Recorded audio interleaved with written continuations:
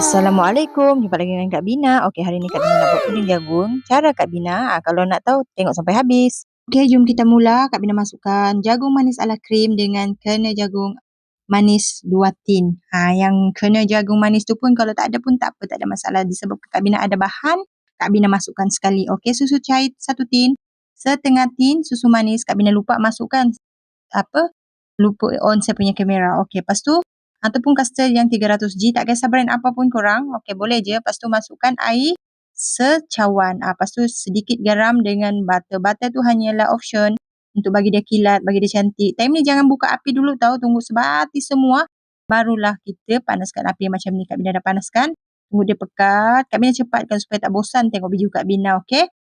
Tunggu macam ni and then kita masukkanlah dia dalam loyang ke ataupun dalam ataupun boleh je tak kisah pun. Ni Kak Bina share ni sebab Kak Bina pun tak terfikir nak buat benda ni disebabkan Kak Bina ada bahan tu yang Kak Bina boleh buat.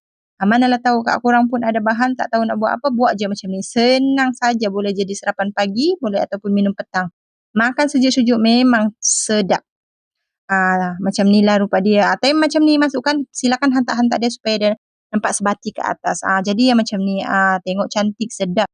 Makan sejuk-sejuk memang Terima kasih. Jangan lupa like, komen dan subscribe. Jumpa lagi di next video Kak Bina.